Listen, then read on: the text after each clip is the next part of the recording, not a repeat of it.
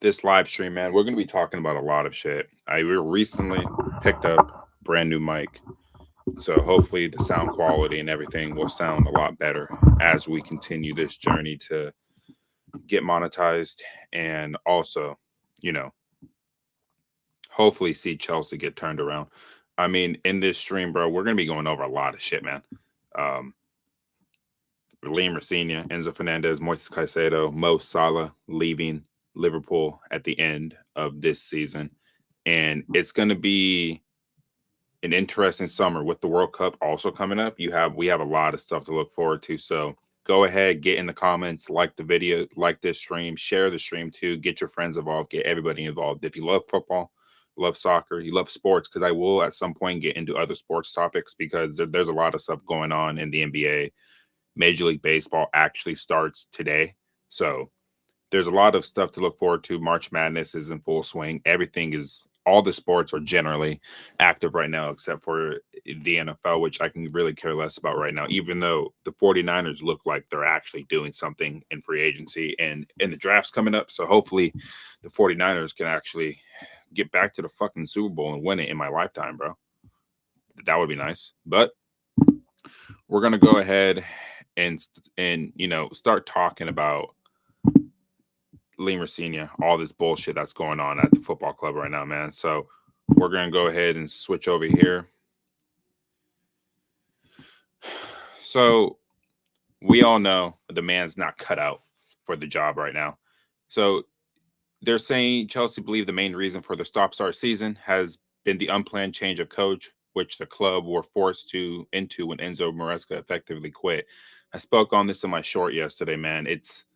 There's a lot of shit that we need to talk about here when it comes to this man specifically. He's not cut out. He's not ready. And at this point, the guy's a puppet. He doesn't really understand that you can be told what to say, but you're not being authentic in your approach anymore, man. Like you're really not. We all know that everything you're saying is fabricated, it's not real, and it's also a detriment to your career as a manager. When you have former teammates coming out and saying that I don't even recognize the guy that I played with, that I know personally. Everything he's saying is absolute waffle. Kevin Kilbane, a former player with Liam Senior, said these things yesterday or a few days ago, and it's like when he first came in, he was saying everything too perfectly, like everything about the club, about the heritage, and all that stuff. It almost sounded too perfect, like the owners told him to say these things to try to get the fans on side. Now, 2, 3 months later, Chelsea are struggling to stay in the top six, where I think they're missing Europe altogether. They come back, their first game is Port Vale. We can care less about the FA Cup. Man City is the first league game back at the bridge. And with everything going on, players coming out, players getting into scraps in the dressing room and all that shit, man, it's getting ridiculous. And that's how you know these players are really starting to not fuck with the project anymore. And whatever this project is, you're buying and reselling players. That's not how a big club should be operating at all. So only an almighty collapse would cause Chelsea to rethink their stance on Rafinha, but the club have no expectation of that happening. I mean, honestly, bro, have you guys seen the fixture list that Chelsea have to go through? You got Man City, Man United, then you go to Brighton, right? You host Forest at the bridge, where Forest are going to need the points in order to stay up. So that's not going to be an easy game. Spurs come to the bridge as well. And Spurs, they never win at the bridge. But the way that we're playing, we may end up gifting them 3 fucking points because we're just god awful in defense. But it's so at Tottenham, right? But in between that, we go to Anfield, right? That's not going to be an easy game either at the end of the day. Like, Chelsea are in a world of trouble. And if he's still the manager at the end of this run, because they're also saying that his job is safe until 2027, the summer of 2027, and they're not judging him till then why couldn't you judge Enzo Maresca then? at the end of this season, because ownerships and managers are always going to have some type of disagreement. It's just about how you handle it at the end of the day. And Enzo Maresca just spoke out on what's happening at the club, and he actually had a backbone and called out the people for what it was. They're not serious. They never have been serious at all. Walking into this club, they knew, man, they knew it was a business opportunity, bro. It was nothing more than that, right? And this is what you have to show for it. You're sitting sixth in the Premier League. I was saying before the month of March, you need to be on 49 points. They're one off of that pace going into April, bro. Their projected point total at the end of the season is less than 60 points. And the way that they're playing, they may not even cross that 55-point barrier, which may just be enough to get into the top six. Chelsea aren't playing well enough to be in the top six. Realistically, the way that the form is right now, they should be somewhere in and around that 14th and 15th spot, bro. Not getting relegated, but they're just surviving. I mean, Spurs, bro, like they're winless and 13 in the league, man. That's how bad we're playing. That's just how bad we're playing. And it's horrific, man. You know, you got players like Enzo Maresca coming. I mean, not players like Enzo Maresca, players like Enzo Fernandez coming out and just speaking on about how the identity is gone. Once Enzo Maresca leaves, you don't make a managerial change like that with a young team. You just don't. And these owners don't want to deal with anybody that has a backbone, that has something to say about how the club is being ran. My theory and my prediction is that they don't get Champions League. They miss out on Europe altogether. The almighty collapse, like it shows right here, it says they're going to have a collapse towards the end of the season, but you never know. They may end up turning it around almost like they did the past two seasons, and then they squeak into a European spot. But I don't see a run like that coming because teams are figuring them out so easily. You score a couple goals on them, heads are down. You score a goal on these cats, their heads go down immediately. This is why you're seeing scraps in the dressing room between two locker room leaders, right? Enzo Fernandez is a leader within the club, but you can question Robert Sanchez's leadership. Yes, he's more commanding this season, but since he has taken charge, Robert Sanchez's form has dipped dramatically. This is why you need to go get a goalkeeper in the transfer window. But are they going to go do that, right? Then you're seeing stuff about how he has control over certain things that are happening with transfers. Then why couldn't Enzo Maresca get the same thing last summer when he brought you guys two pieces of silverware and a top four finish, when the bare minimum requirement for them, or the maximum requirement they want really, is the Champions League? And then you're seeing stuff yesterday. They're basing their revenue and makings off of the Europa League. They're doing anything they can just to save face at this point. That's really what they're doing here. And it's really sad. It's really sad because they are single-handedly destroying this football club right now, man. Single-handedly.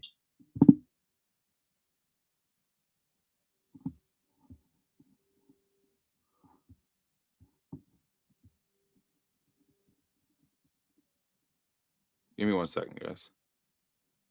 Can we watch the stream? Drop the follow before heading up.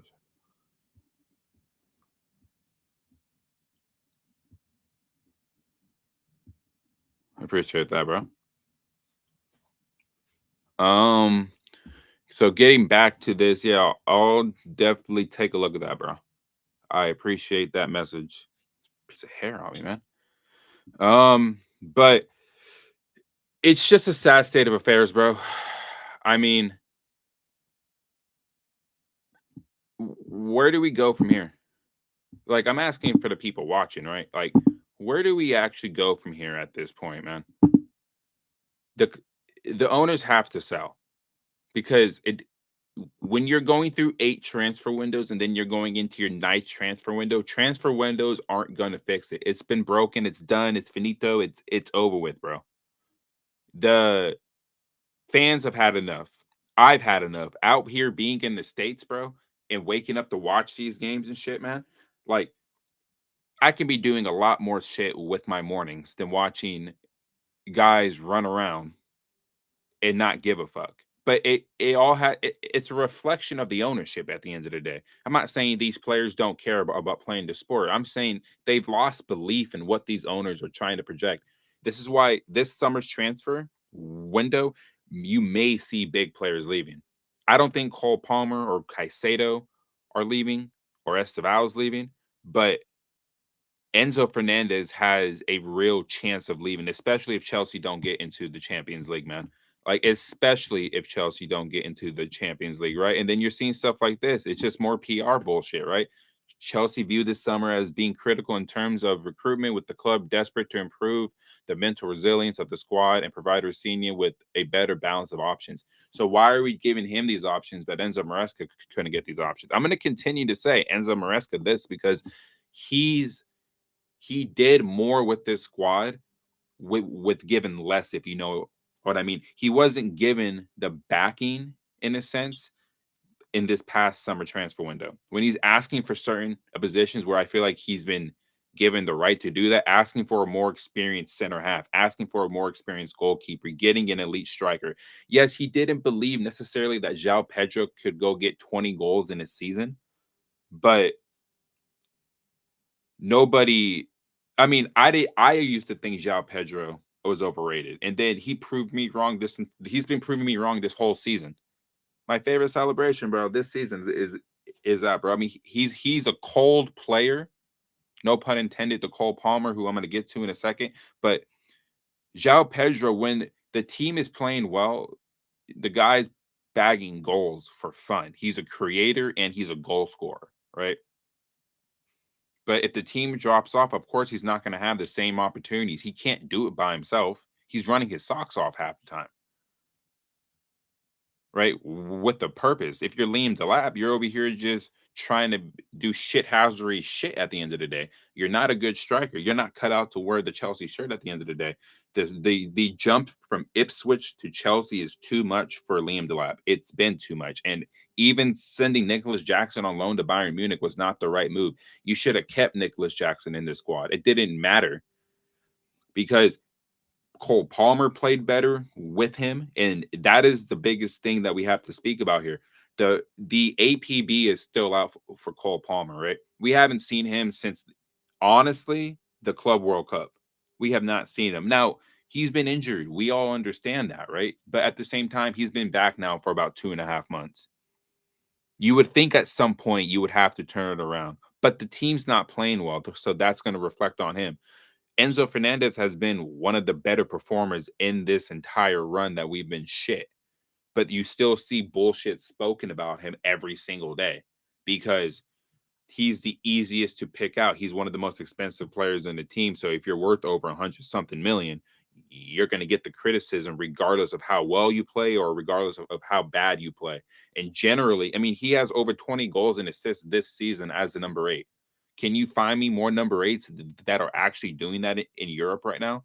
Most of those players are attacking midfielders, wingers, and strikers. You're not finding 8s doing that like that as much as you would like to see, because there are some good box to box midfielders where if they add more goals in their game, they would be considered world class midfielders. Why I consider Enzo Fernandez a world class midfielder, you put the right midfielders around him, he's going to look like a world class midfielder because he has the protection to play his game, which is a more finesse style game. People expect him to be this physical monster in midfield when he's never been that kind of player.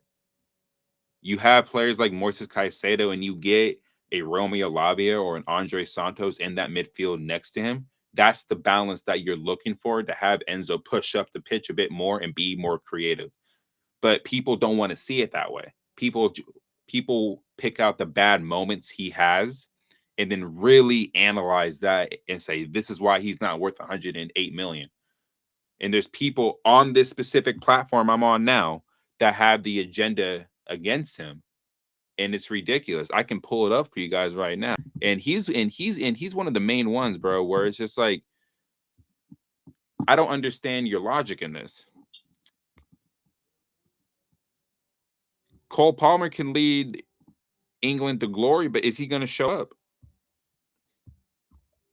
I still believe in Jamie Gittins. I mean, Jamie Gittins, I would give him another season because he got injured. Garnacho, I think you're looking to move on, to be honest with you, right?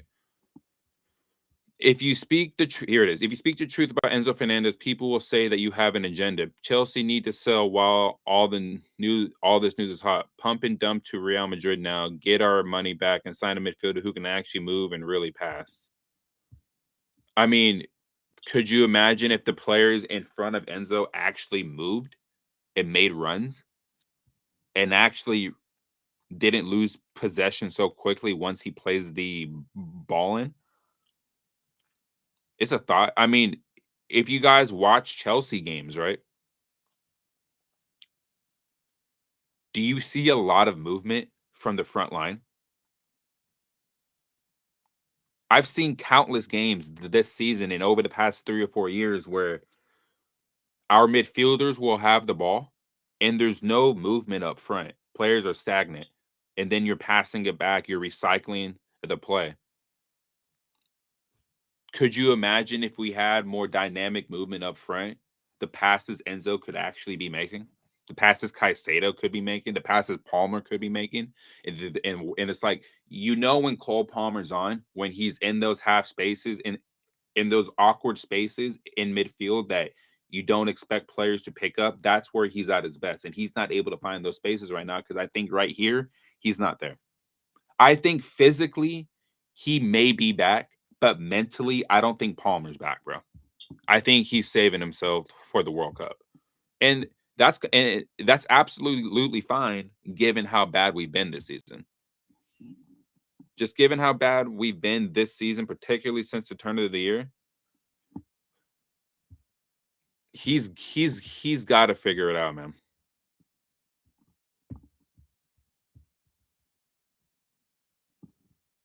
Moises Caicedo answered Real Madrid talk saying he wants to become a Chelsea legend. That's my midfielder who showed 100 million world class consistent levels for us. I mean, remove vice captaincy from Enzo and give it to our true midfield general. I mean, I'm not saying he's not a midfield general, bro. What I'm saying is like he hasn't been consistent this season. Since the Arsenal game, man, if you've really been watching this game and you're really paying attention, he's dropped off since that game. When he got sent off in the 34th minute, where Chelsea were actually dominating that game in the ascendancy, that's what ruined that game for us. That's what ruined that game. And then we took the lead with 10 men. Trevor Chalobah scoring that great header from the corner kick. I forgot who assisted that goal. I don't know if it was Reece James. If it was Reece James, great, but it may have been Enzo. But Moises Caicedo, of course, he's going to say he wants to become a Chelsea legend. What's wrong with Enzo Fernandez being honest about his future? He didn't say he was leaving. All he said was after the World Cup, we'll see, which is basically a subliminal message saying we need to get the Champions League or my options are going to be open after the World Cup. And he has every right to feel that way. If the club aren't ambitious enough to try to get the Champions League this season, then yeah, he's going to have his head turned to Real Madrid, which if Real Madrid come knocking, right? If Real Madrid come knocking, what player is going to say no? Eden Hazard did it. Now, did that work out for him?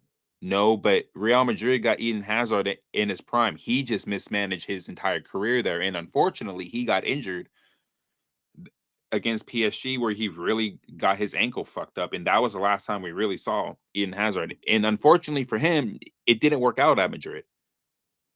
A lot of people are saying he should have stayed and really tried to win the Champions League with Chelsea. I just think his time was up. And I think he did have his head turned and he wanted to move to Madrid because he wanted to play under Zidane. And it just did not work out. It was just, I think it was I feel like he should have made the move a year earlier. And he probably would have gotten more acclimated to Spain easier that way. But he had a lot of weight issues and shit. Anyway, while he was at Chelsea, he wasn't the most serious player in training. But when he got on the pitch while playing for Chelsea, he ran rings around players. So Enzo Fernandez honestly will have his head turned. But it's up to the club to give him the contract that he's asking for, honestly, which I think that's really the actual thing here. I don't think it's necessarily Chelsea qualifying for the Champions League. Every player wants to play in the Champions League, but with what we're seeing about this, man, I mean, it just looks like he wants the increased salary terms. And if he's really just asking for that, pay the man what he's asking for. You can't afford to lose a player like Enzo. Sell him to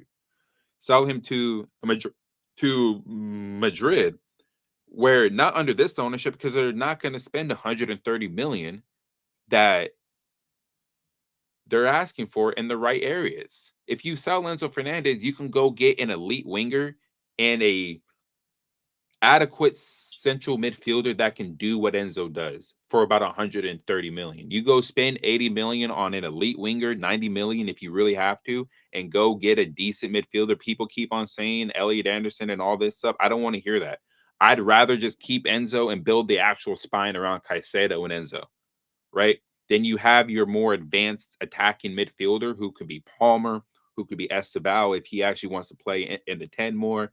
Or if you decide to go get another attacking midfielder, João Pedro can drop back into the 10, and then you can go bring back Nicholas Jackson, right? But how are they going to spend that money at the end of the day? They're not going to spend it in the right areas. This is why if you sell Enzo, it would be if there's a change of ownership. You're not going to sell him now. Logically, if you're not going to sell him now, you would get somebody in here that knows how to spend the money right in football if you're really planning on selling Enzo Fernandez. But you don't want to do that. You want to build your team around Caicedo and Enzo in that midfield. That's what you should do. It's what smart football clubs would do. If Arsenal had Enzo and Caicedo, they would be building their midfield around that. If Man City had that, they would be doing that. If Liverpool had that, they would be doing that. The only team that could really use a central midfielder right now who could use a little retooling is Real Madrid. They haven't replaced Toni Kroos, Luka Modric, Casemiro. They haven't really replaced that trio like that yet. But they have Tchouaméni, right? They have Camavinga. They have Valverde, right? They have those three, but they could always use another, line breaking box to box midfielder. They really could use it, but I don't want to see him leave. Is it realistic that he leaves in the summer? Real Madrid have to come in with that money. Them or PSG have to come in with that money. If they don't do it, then Enzo's not leaving. But Enzo could also push for it as well, especially if results don't improve and the ownership just does not change how they're recruiting players. It's still blue co out. They need to get the fuck out, bro. Like they really, really do. Like it couldn't be more dire. Like the only reason why we're not down fighting relegation right now is because we had a decent start to the season and we had a hot patch from the end of September till the end of the Arsenal game at the end of November. We haven't seen this team since. And I made the case that we really haven't seen the real Chelsea Football Club since they lost to Madrid in 2022. That was the last time we saw them. Whereas Thomas Tuchel was the manager, you had Reece James, Marcus Alonso, Conte, Rudiger, Thiago Silva, Mason Mount, Kai Havertz, Timo Werner. You had all these cats in there, players that actually low-key wanted to play for the badge, right? But it's kind of ironic to say that when you're saying players like Kai Havertz and your Mason Mounts of the world. But on that night, they played for the badge. We haven't seen players play for the badge like that, honestly, for the better half of this calendar year. It's just been horrible. So Chelsea are in a world of trouble, bro. As it stands, my prediction is they're not going to make Europe next season. I think they're going to finish as far as ninth. I still think they finish inside the top 10, but I think they're going to finish ninth. As of the way they're playing right now, off current form with the fixture list they have, I think they're finishing ninth in the Premier League. I think Everton are going to jump them. I think Brentford will jump them. And I need to take a look at the other team that's around that area as well, real quick. The way it's going, I think Brentford, Everton, and Fulham are all going to jump us by the end of the season. Do you understand how terrible that is? It's a disgrace. And an almighty collapse would be the reason to sack Liam Senior now. If there's a heavy defeat, either to Man City or Man United, especially the Man United game, with the protests going on that day, with Strasbourg fans sliding to England on that day, like, don't let a heavy scoreline happen there, because that's when you're going to probably see fans get on the pitch, in my opinion. And this is where the chance for Roman Abramovich, even as early as the Port Vale game, are going to be heard. Like, these are the kind of things that really need to start happening. This ownership group has a real risk of losing a shit ton of money, and I'm here for it. I'm here for it. You guys need to lose your money. And at the end of the day, the quicker you pack up and sell, the less money you guys lose. If you guys really care about your pockets the way that you say you do, and all this talk about the opportunities with the revenue, the brand exposure, and all that, no one's going to be going to these games. No one's going to be buying merchandise. I've stopped buying merchandise, honestly, even though it's been pretty difficult. But at the end of the day, I cannot support this club being ran like this, man. Like, I really can't. It's really upsetting. So I'm gonna move away from Chelsea. I want to talk about a few other things, man, because there's something about Rodrigo, bro, that actually I'm gonna pull this thing up about Neymar first. So Carlo Ancelotti spoke on Neymar at the World Cup. I see everything, I hear everything. Then I will have to make a decision. People can say their opinion, no problem. Honestly, man, without Neymar, it will be impossible to win the World Cup. I mean, I think they have a good enough squad to do it. It's just a matter of, are they going to be able to be disciplined enough to do it? Carlo Ancelotti is the right guy for it, but I don't know. But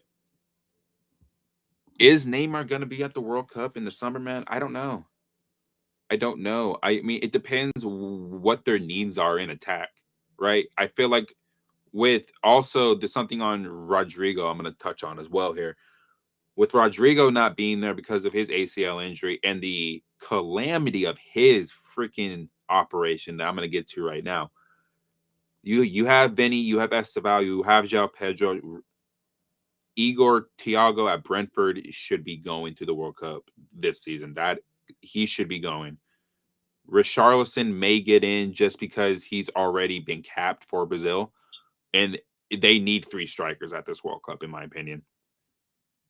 In attacking midfield, I mean, you can play Esteval in the 10. You could drop João Pedro into the 10. Rafinha can also play in the 10, right? I don't know.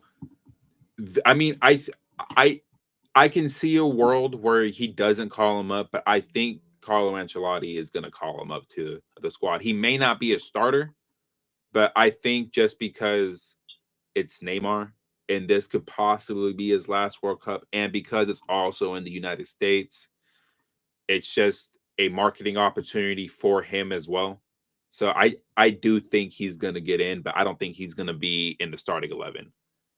I think he's past his peak. I think the injuries, honestly, for Neymar have caught up to him.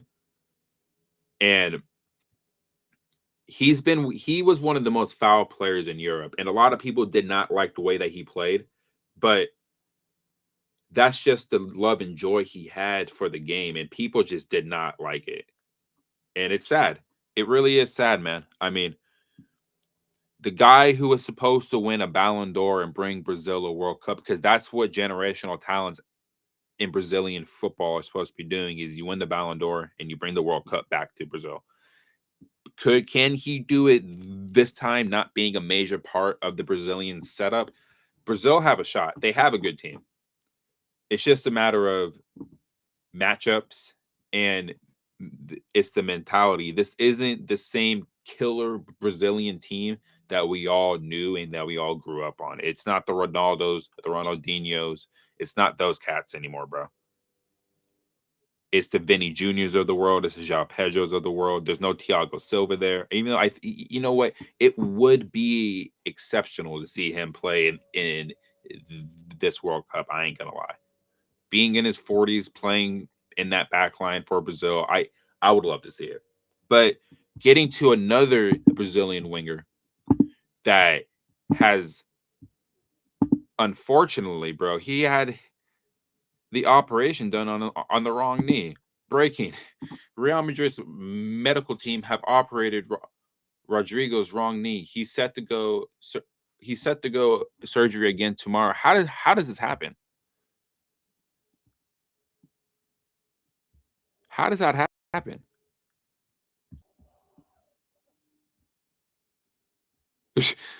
Right.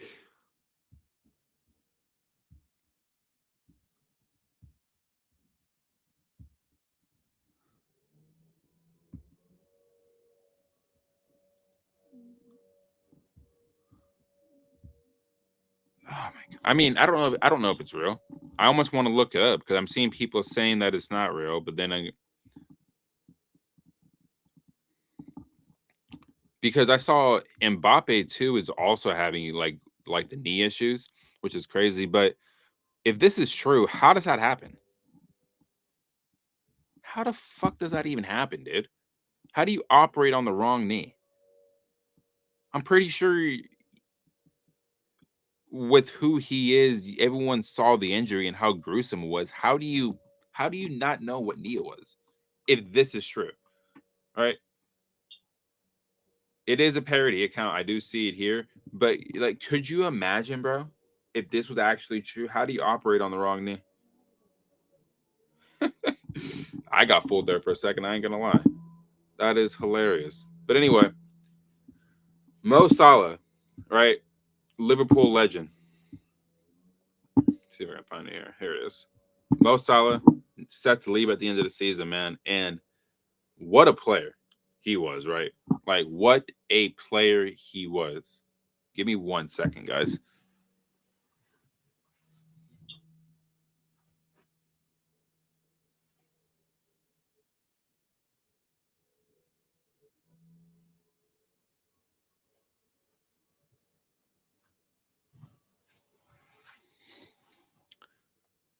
So, Mo Salah, like, what a player. So, end of the current season due to the following. I mean, these are assumptions on why he's leaving. I mean, he could have left last season, but something must have happened with his contract. 400 grand a week. I think anybody's staying in the Premier League for 400 grand a week, honestly. But fallout with his manager on a slot due to disputes after being benched. So he was benched, I believe. When was it? The early part of this season or sometime last season where they had a falling out and he was on the bench because he wasn't playing well. But Mo Salah had a crazy season last year. So I want to believe it was at the start of this season where he did sit a few games because he just wasn't playing well. And honestly, he has 10 goals and 9 assists in all competitions this season, I believe. So is he having the best season right now? No. But it's clear that tactically Arne Slot is trying to put his style of play out there because, in my opinion, they're still stuck in the Jurgen Klopp way of playing, but Arne Slot is really trying to force his tactics onto these players. But I just don't think he has the right players at his disposal. even though they spent over 500 million in the transfer window on Verts and Isak and all these other cats, right? Kirkez and Firmpong. Even though I like Firmpong, I think he is a good player. I just don't think Liverpool is the right fit for him, if you know what I mean. I feel like they needed a more defensive minded fullback given what they used to have with Trent Alexander Arnold. I feel like they needed a more defensively solid right fullback, even though Szoboszlai is doing pretty well. Give me 1 second, guys. Give me 1 second. 1 second, guys. I gotta answer this.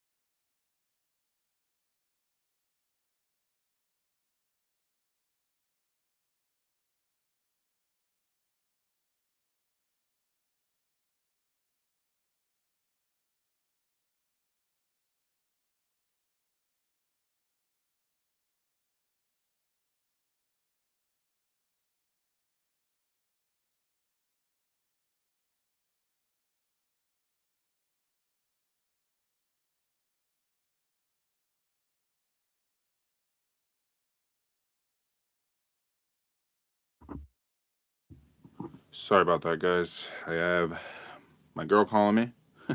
Just needed something for her work. Sorry about that. Don't want to make her upset. Anyways, back to Mo Salah and talking about the tactics and stuff, man. I mean, I was talking about Firmpong and all that stuff, and my friend actually just sent me something about Kylian Mbappe. I'm gonna take a look at, but um, I do think Arne Slot is in trouble. I do think that if Liverpool don't qualify for the Champions League, they may look to move on. And I've been saying that Xabi Alonso would be the guy that they go after, only because Florian Wirtz, I don't I don't think he's the record sign. I think it's Isak now, but Florian, because they broke the transfer record twice in the same transfer window. I think if they don't get into the Champions League next season, you're going to see a scenario where they get rid of Arne Slot, and I'm just speculating here, and they go after Xabi Alonso to try to get the Florian Wirtz signing and justify it. Only because that's where Wirtz had his best form was under Xabi Alonso. That's where my mind is at, and I want to know if Liverpool fans are watching or anybody that's going to watch this later on. Is it crazy to think that Arne Slot could get sacked at the end of the season, no matter where Liverpool finish, even if they say they get into the top four, given how they've played and if players are feeling some type of way? Now, the club is always going to back the manager, wink, wink, in a sense, but if a lot of the players aren't feeling how they're being used tactically, I think the players will start to speak out about it. And you're already seeing that on the Chelsea side of things. Lee Mancini has no idea tactically what to do. Right. And for Mo, he has fewer goals this season. Like I said, 10 goals, 9 assists, 19 goals and assists overall, right? Enzo Fernandez has more goal contributions than Mo Salah. this season. Like, let's put that into perspective for a second. A box-to-box midfielder has more goals and assists than an elite winger. Now, he's not elite anymore, right? Last season he was, but he's not elite anymore.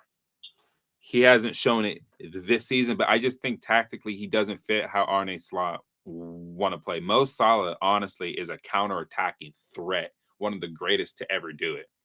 Him and Sadio Mane in Liverpool's pump in their prime and all that, in their peak, in the late 2010s in the early 2020s, at their peak, were counter-attacking demons.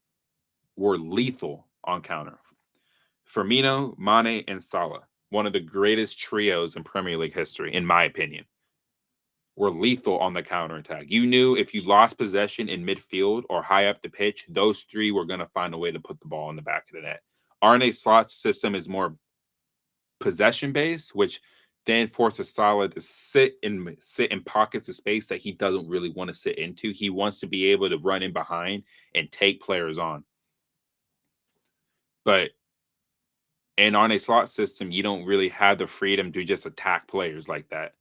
So Hugo Ekitike also, probably their best signing in this window, is the only good signing, in my opinion, they made in that entire transfer window. Because Florian Wirtz hasn't got it going. Yes, he's gone a bit better in the middle of this season, but when you're worth 115, 116 million, man, you need a better output. Like, you really do, especially in that position where you're being compared to the players like Cole Palmer, Bukayo Saka, Martin Odegaard, like those kind of players, like creators. You're being compared to those kind of players. You haven't really justified that 115 million transfer value yet. I do think he'll come good at some point, but it's going to take a while. And you need to get the right manager in there. Because I don't think Florian Wirtz was an Arne Slot signing. I think that was a board signing, honestly, because of the age, of the profile of the player. And they, in Liverpool, honestly needed an attacking midfielder to link up the Gravenberg and McAllister midfield with your, what's his name? Hobbit Sly. Even though for me, he's been their player of the season. He's a free kick wizard, bro. I think he's a better free kick taker, and I might be crazy for saying this. He might be a better free kick taker than Steven Gerrard, bro. Like, the free kicks that man is taking this season are absolutely sensational, bro. The one against Arsenal, I think the one against Man City, and every time he's at least 25 yards out, you're thinking this ball may go in the back of the net. That's how good he is. Right? That's how fucking good this guy is, man. I mean, Mo Salah last season, I'm gonna go ahead and pull up his stats for Liverpool, honestly, so I can really just take a look at this.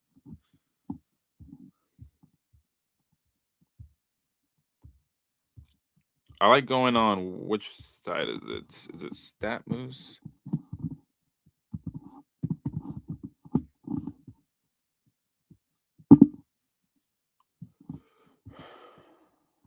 Let's see what we got going on here.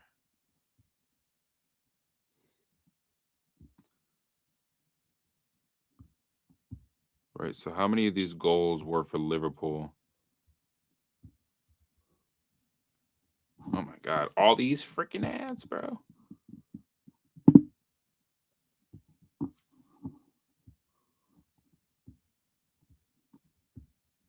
I'm looking for his.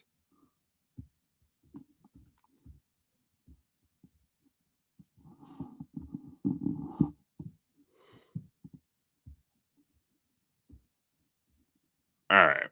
So his Roma career wasn't the greatest, right?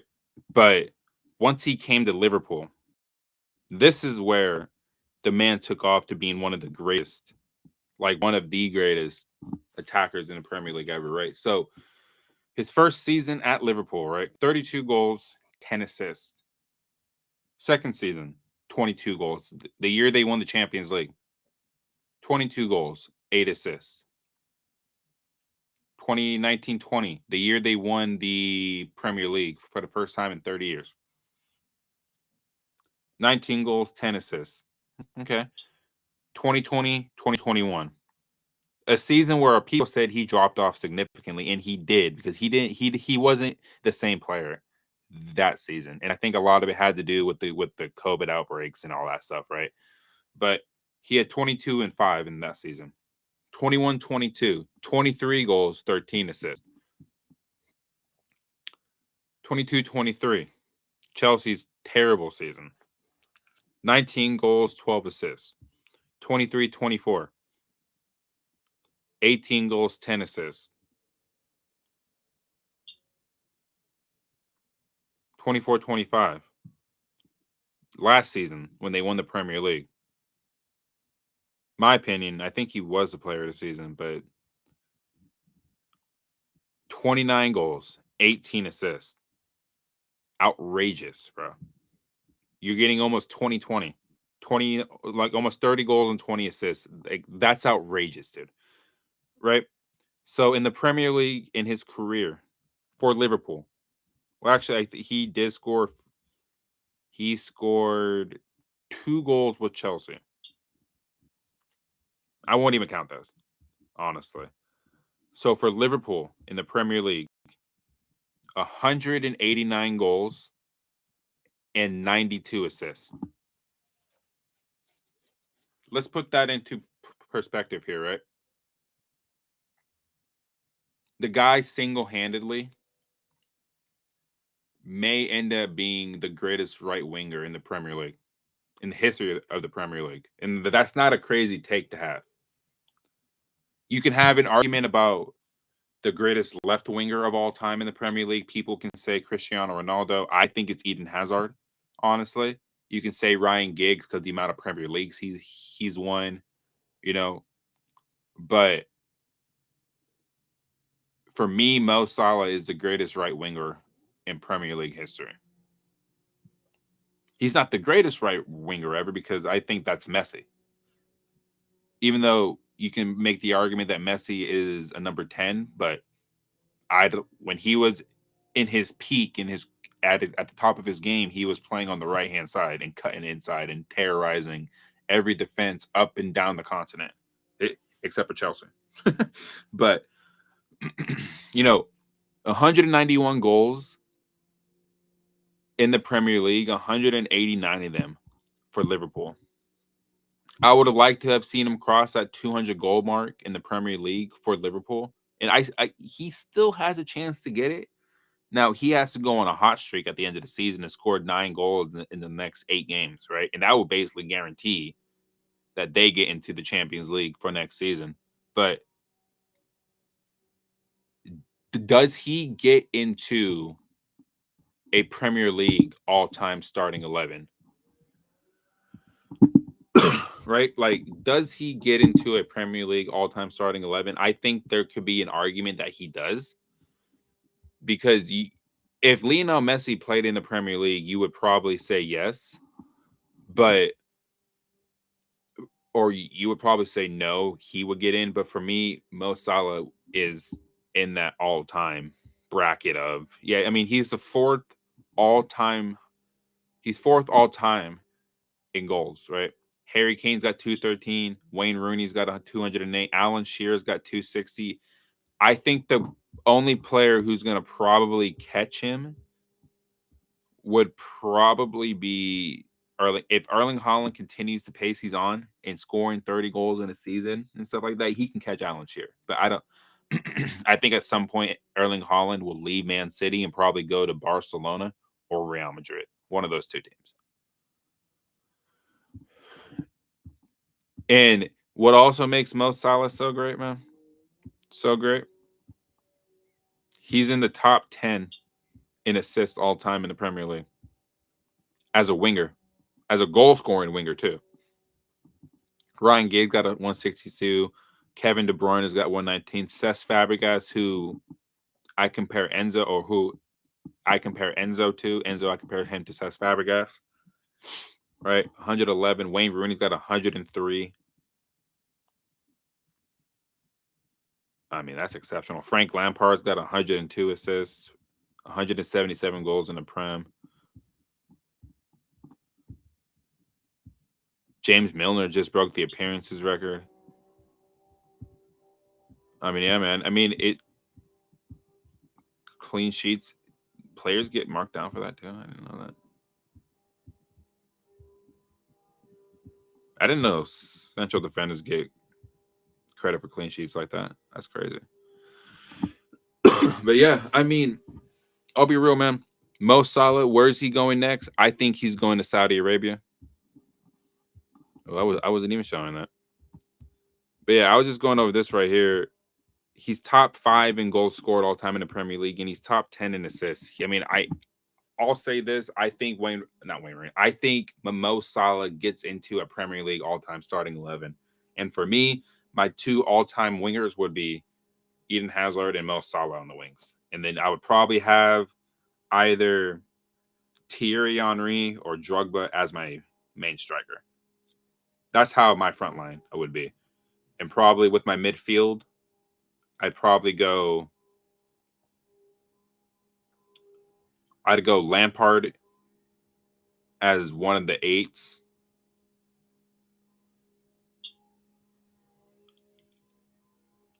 I'd say Patrick Vieira as my 6.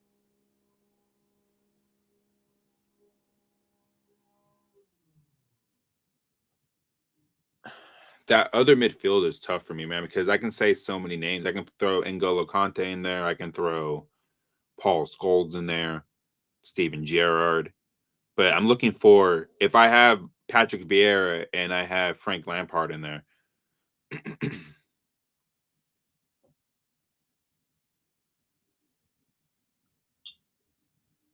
man, that's tough. If I'm being honest, I'd probably go with, I said Vieira and Frank. If I'm being real, he may actually be on this list too.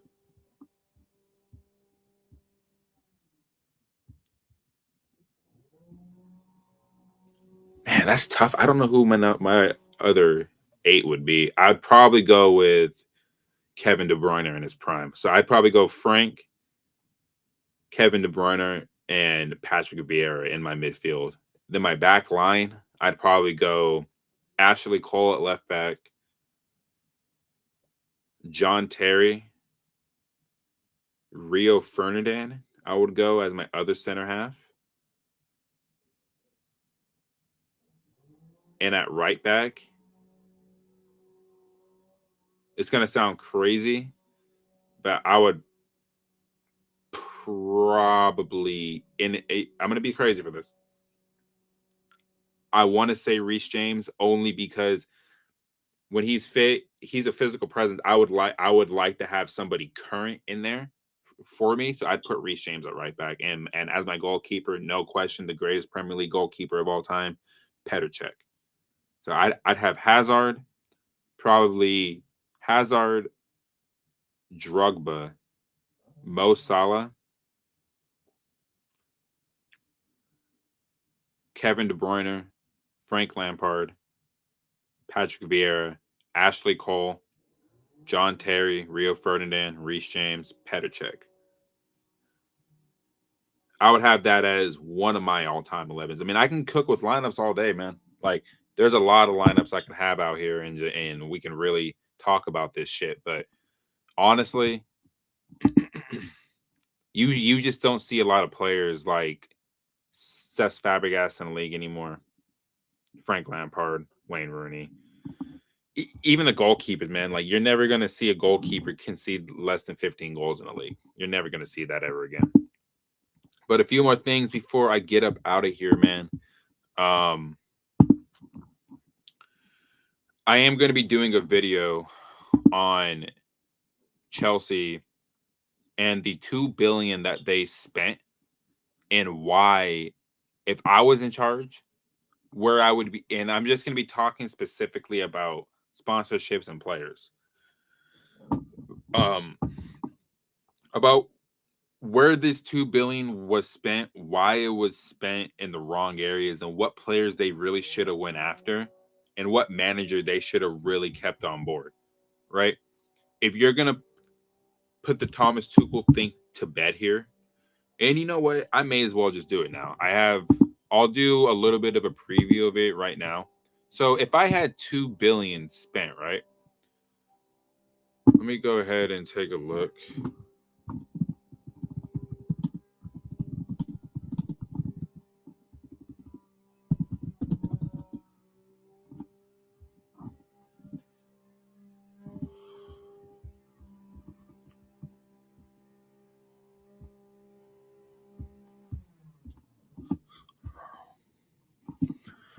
Essentially, if I had 2 billion, right?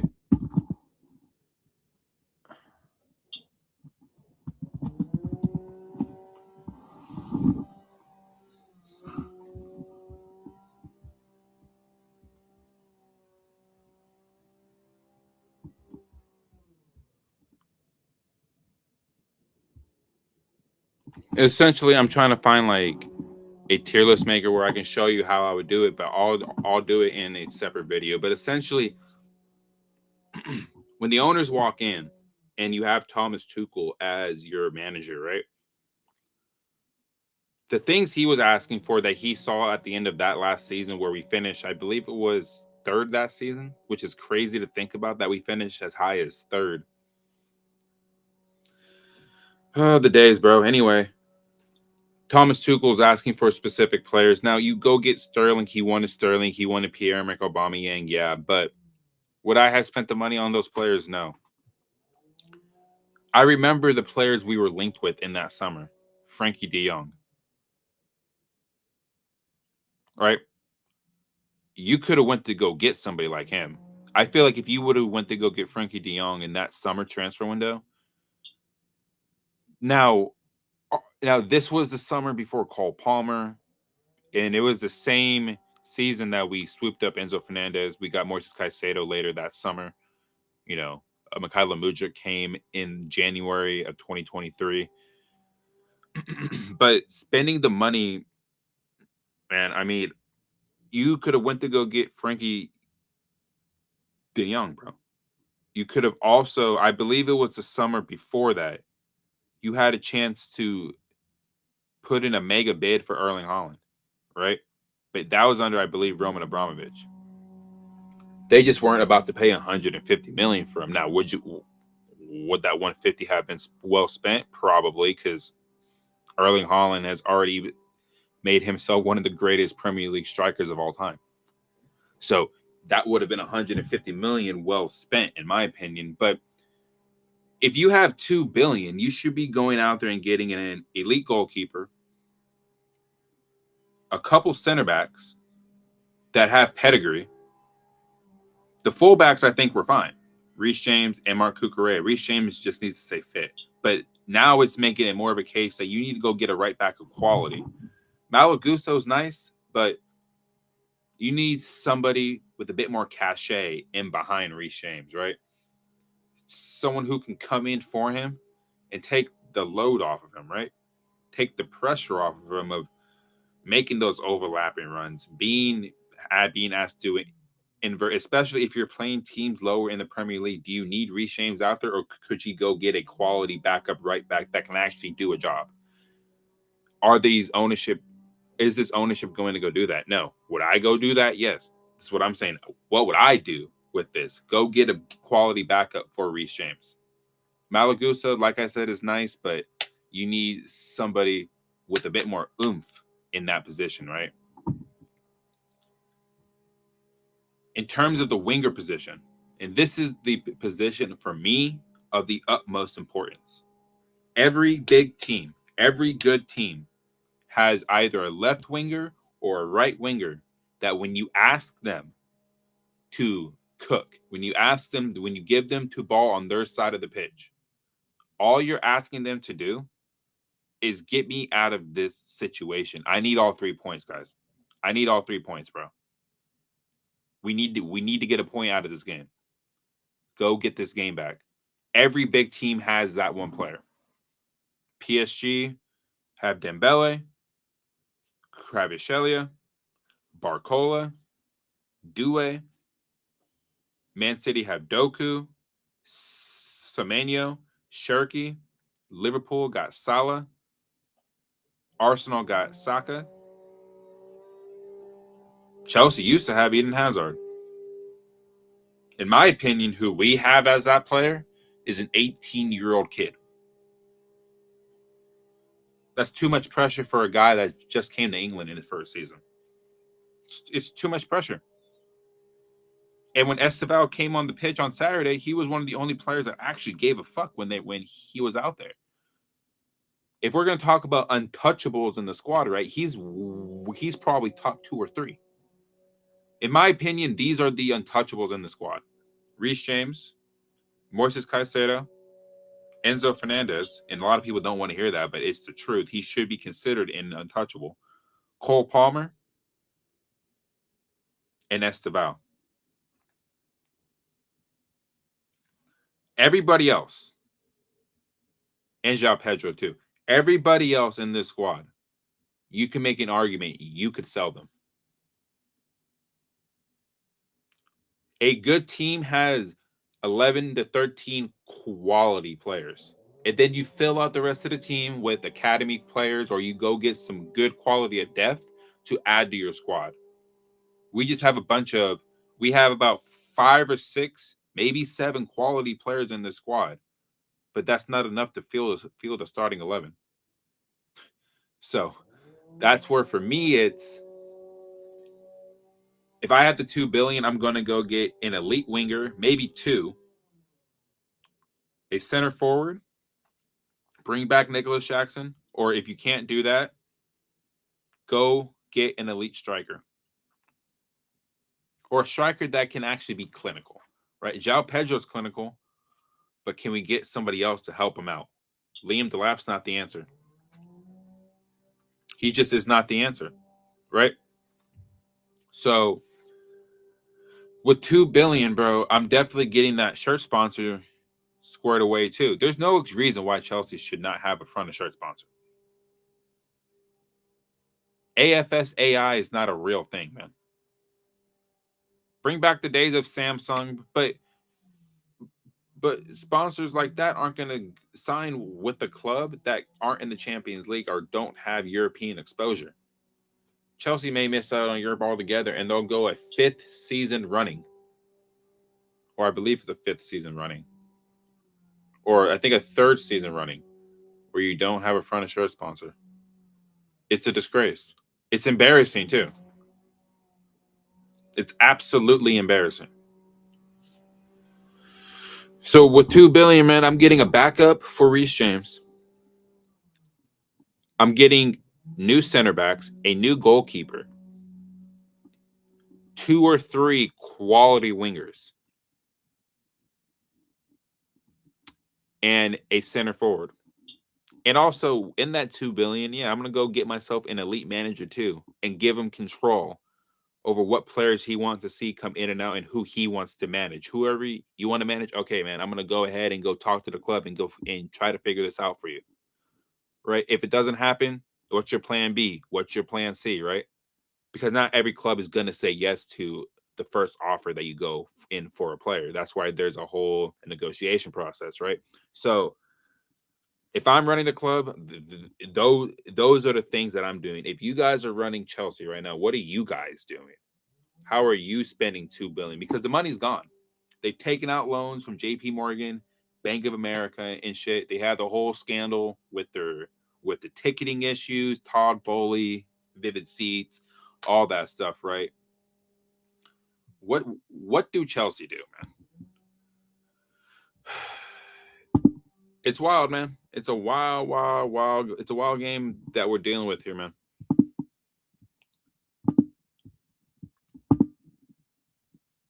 But, you know, Chelsea come back next weekend. They have the FA Cup game against Port Vale. Don't you fucking dare lose that game or make it close.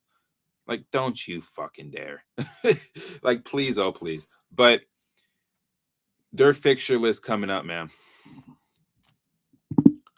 Their fixture list coming up, man, is absolutely insane. And they only have so many chances left to really get themselves into the Champions League next season. And you can't rely on Aston Villa winning the Europa League to have sixth spot be a Champions League spot. You can't have that.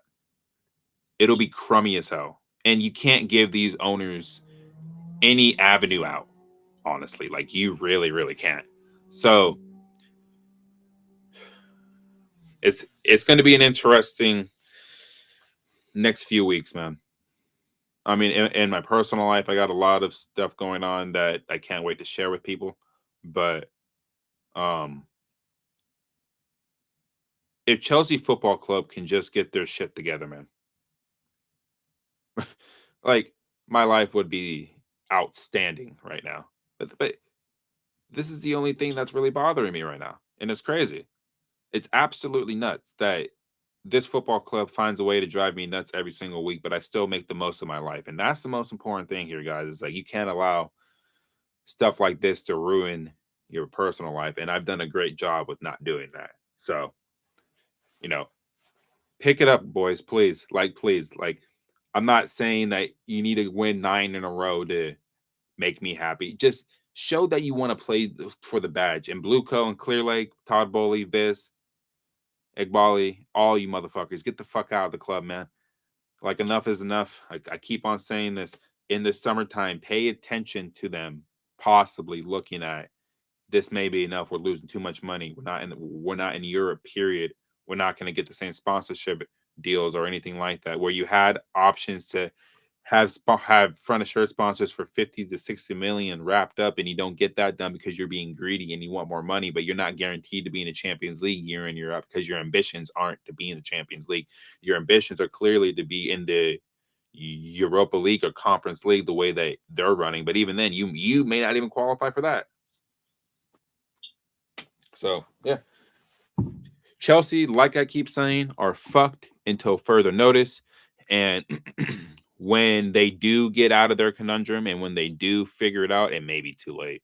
And they may be in ninth position, struggling to just stay in that spot too. And then you're going to see players like Enzo Fernandez have his head turned, Cole Palmer have his head turned, and a few other players. Even though I do feel like there are some players that do need to be sold in the summer, is the owner or the owners gonna use the money in the right areas? No. This is why they need to get out, and no more transfer windows. You don't get this transfer window to try to right your wrongs. The minute you walked in the door, you guys wrote your wrongs by showing it wasn't about this club. It was a business opportunity that now is falling flat, and now that is being slapped right in your face. This ain't Major League Baseball. This ain't the NBA. This ain't the NFL. This isn't even the WWE, even though it's being ran like that right now with all this scripted bullshit and all the drama that like comes with it. And I watch wrestling, bro. So it is what it is, man. I'm gonna get on out of here. I got some stuff I gotta take care of today. I gotta get my daughter in about an hour and a half or so. Can't wait to see her. But yeah, man, I'm out. Up the Chelsea. Keep the blue flag flying high. If you haven't, you guys can check out my YouTube here. Hold on a second. I'm tripping right now. If y'all could do me a favor, bro. I mean, it would be amazing, even though it says channel was blocked. It's fucking annoying, honestly. It was only because of a little part of the Everton and Chelsea game was like it showed the scoreboard, and I find that to be stupid, by the way, but it is what it is. I'm trying to find, yeah. So I've been doing pretty well with my subs lately. I really appreciate all the love from everybody, man. I do have a goal to get monetized on here. I really want to have my voice and use my voice and use this as a platform to get my opinions out there and just speak about what's going on at this club, other sports topics, and then everything like that. I will be probably doing a preview for the NBA playoffs that do start in about 3 weeks. So I will be paying attention a little bit more to basketball as well. I'm a Warriors fan, but the Warriors are, man.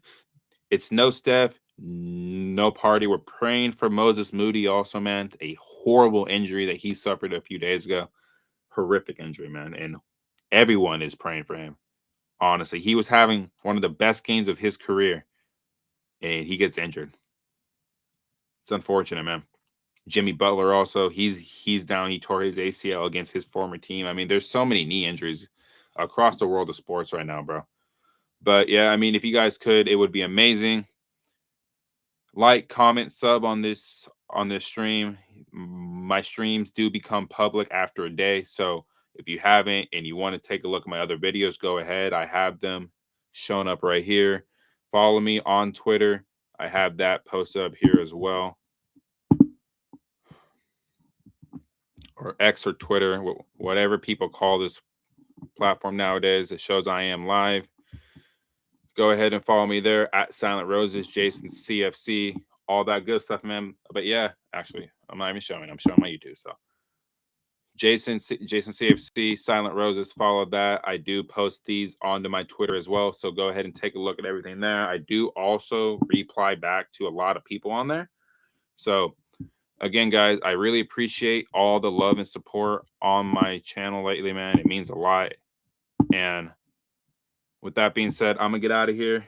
Keep the blue flag flying high, up the Chels, like, comment, sub, share, do all that great stuff. I may jump on later. I might do a video later. So keep your eyes peeled for some shorts later on. I'm out.